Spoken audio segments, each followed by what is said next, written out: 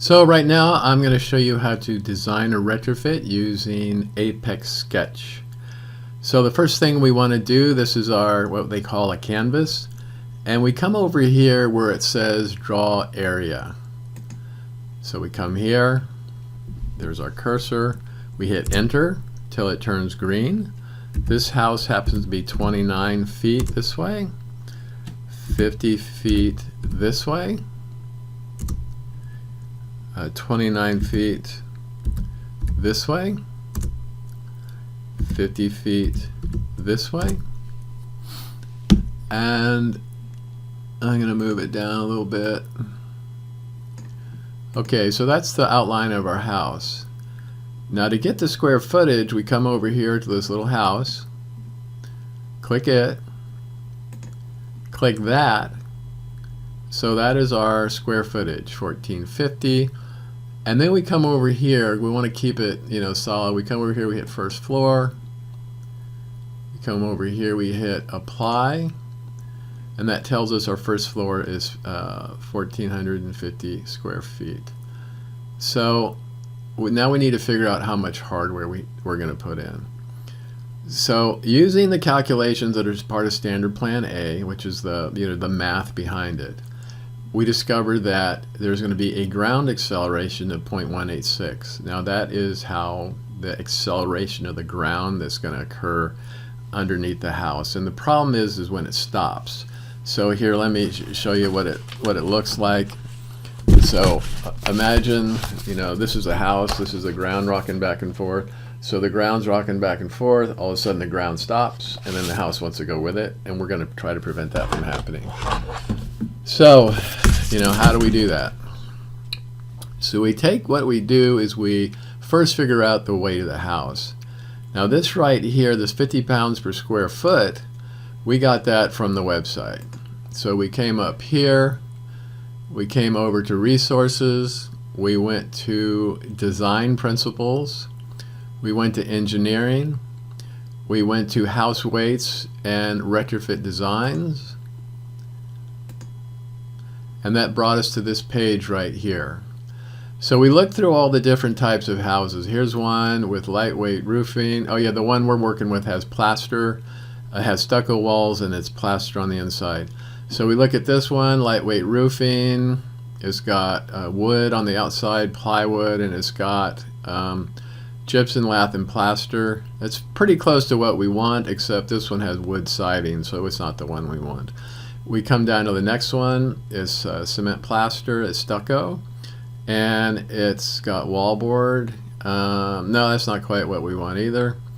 Then we come down here, it's light roof, okay, cement plaster, it's got stucco, gypsum, lath, and plaster. That's what we want. So that's what our house is made out of, and it's a one-story. So we come over here, and it's 50 pounds per square foot.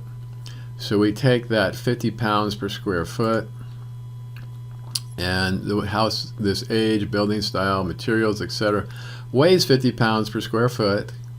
So we take that 50 pounds per square foot, we multiply it times 1450, and we get 50 times 1450, 72,500. So this house weighs 72,000. Oh yeah, come over here, this little clicker right here. 72,500 pounds. So and then the way I change it, I come up here to this little box up here, and I go to 72,000,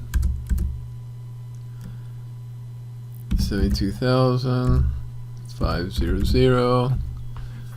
Okay. Now I take that 72,500 right here. So that's my 72,500. Remember, I had to go up to that little box, 72,000. And then I multiply that times the ground acceleration. Remember this ground acceleration right here. And then when I do that, I get 72,500 times 0.186. That equals 13,485. Okay, so I come over here and I change it. Remember, I go to that box and I get 14,485. Okay, now that's the amount of force that's going to attack the house, and I need to create a retrofit that is going to do more than that. So remember we were talking about the ground acceleration. The house was going to get hit. What that means is just imagine there's a bulldozer and it weighs this much, weighs that much, and it rams against the house. It accelerates very quickly. It hits the house, stops, and it's going to try to knock the house off the foundation. We want to make sure that it does not knock the house off the foundation. So remember, it's in pounds of force is how it's measured. You can almost imagine it like standing someone, you're standing on the floor and you jump on it real quickly. You could actually weigh that as pound. How much weight did you hit that? Did it end up being when you hit the floor? It's the same thing. You're hitting the foundation from the side with a great deal of weight. So this is the weight that we're having to deal with right here, 14,085, and we want to make sure that our retrofit can resist that much or more. I'm sorry, 11,612 when I measured that out. So 11,612.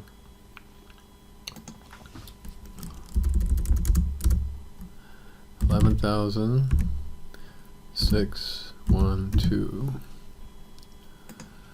Okay, now the way this house is built, it's got open grain redwood. It was built after, I don't know, 1940 or 45 or something. It's got 1.5 inch mud sill, and you can tell it's not old growth. So because it's not old growth, it's called open grain, new growth, and it has that means that it has more than 8 growth rings per inch.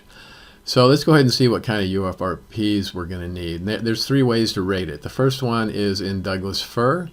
In Douglas fir, a URFP can resist 1,530. In old growth redwood, it's 1346. That's 8 growth rings or more. So if you cut the board open, you count the growth rings, you'd see more than 8 of them. And then there's this one here. This is for the new grain, or the open grain, or the new growth redwood. So we're going to use this one. We're working on a house that's built about 1960 or so, so that's what it's going to be. So we take this amount right here and we divide it into this number right here.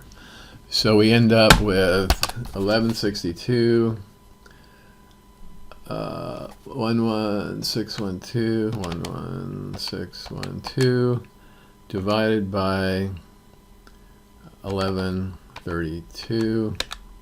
Okay, that's 10. Okay, so that's telling us that we need 10 URFPs to resist that amount of force. Okay, so when it's and it actually it's 10.5 or so. So we want to we want to resist a little bit more than that. So what we do is if we need 10, that would mean 5 on this wall and 5 on this wall. And the reason for that is earthquake forces come this way, half the force comes here, half the force comes here. So we need half the resistance here and half the resistance here. Now, if we were to do 10, that would be minimum. We're going to go ahead and do 7. Okay, so we're going to put 7 here, and we're going to put 7 right here. So we're going to do a total of 14. So what we do is we take 14 and we multiply it by 1132. Remember the 14 times 1132, which is right here. That equals 15,848. So this design provides 15,848. So it's 15,848.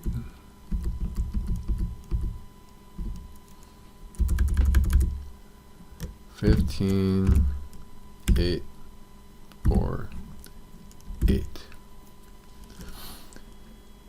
Okay, so we're going to have 7 URFPs over here and 7 over here. Now the way we figure out how many L90s and all that crap we're going to do, what we do is we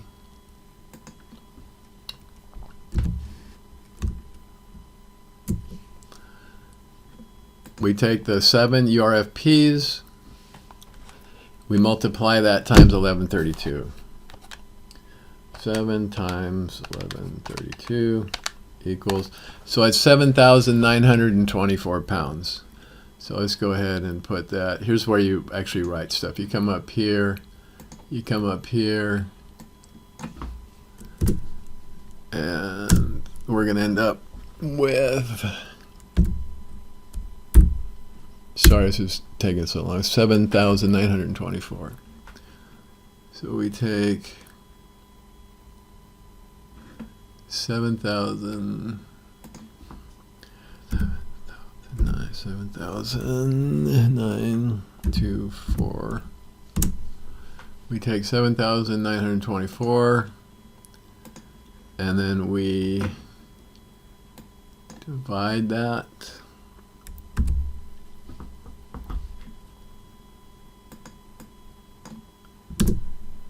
Divide that by the L90 right here, which is in the old growth redwood, and that ends up being, you know, I hit divide. You're gonna divide that by this 684, 684.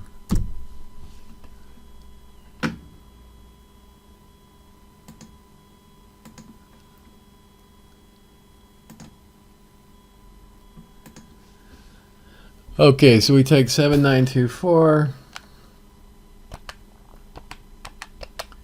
we divide it by 684, and we get 11.58, but we can't have 11.58, we got to round up to 12, so that equals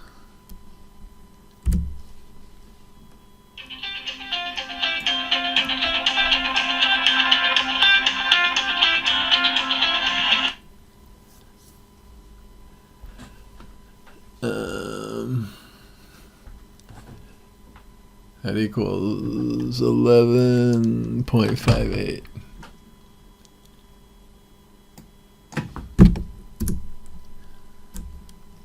Equals 11.58. Come on, damn it. Equals 11.58. Okay, that means, okay, 11.58 L90s. It's going to have to be all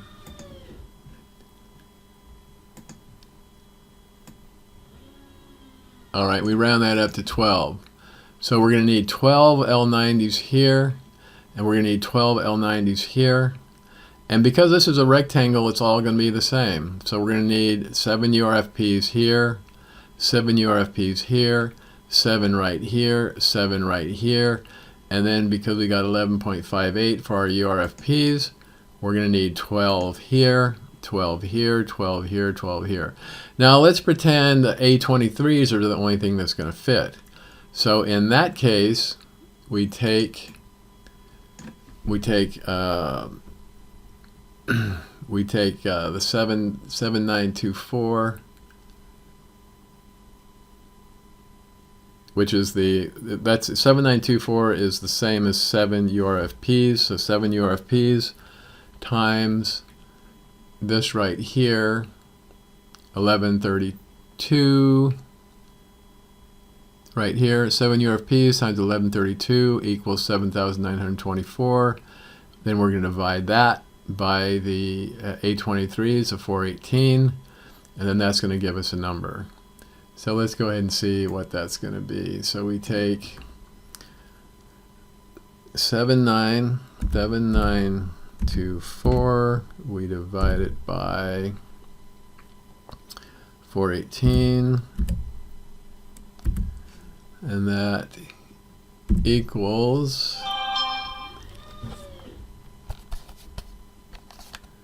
7,924 divided by 18.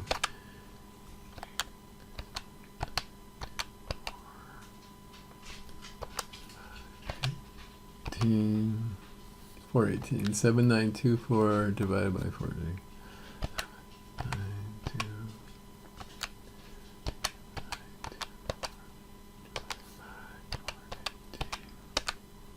Okay, so it's going to give us 18.9. We round up to 19. 19A23. All right, so in that case, we're going to need this many A23. So we're going to end up with